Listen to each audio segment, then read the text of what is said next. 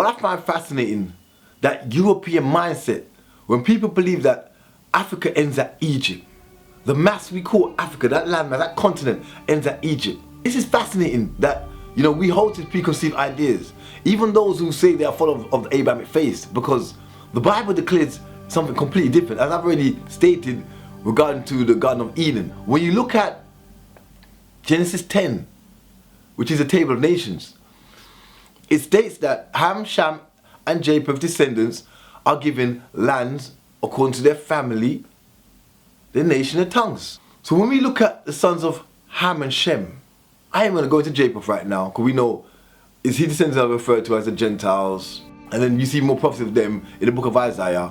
I'm not denouncing them of any glory, because it says a light shall come, which is a light of Israel, and should be a light unto the Gentiles. So we know there are some Gentiles that should be saved according to scripture. We follow scripture from our heart.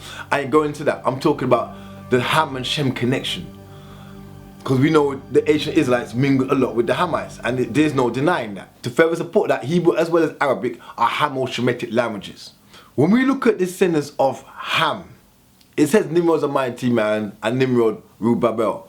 It also mentions that the descendants of Ham also built Nineveh. We all know Nineveh is that great city where Jonah was sent to. Then when we continue to read down, we see clearly where it says Ham's lands.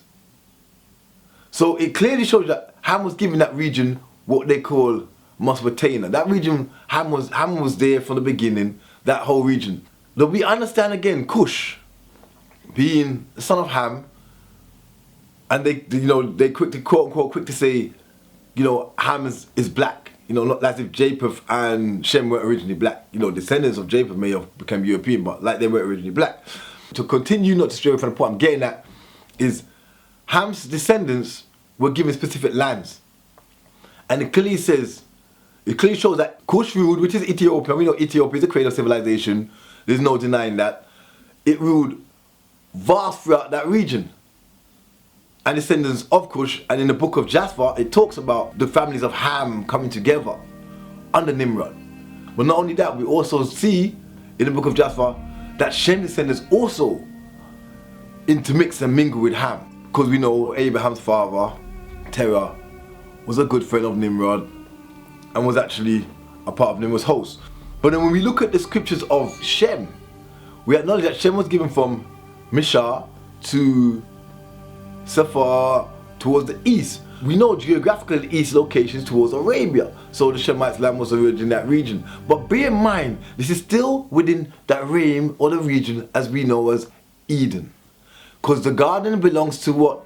Eden. Having established the Garden of Eden, which is in Eden, is in Africa and a part of the African landmass, we can then look at the prophecy of Abraham with a very ancestral understanding that this land that was given to Abraham from the river Egypt, the Gihon, to the river Euphrates, the river to the river, this is Africa. Abraham was prophesied for his descendants to reign in Africa. Therefore, it's important to understand this Edenic connection, that connection between the Ham and Shemites. It's undeniable.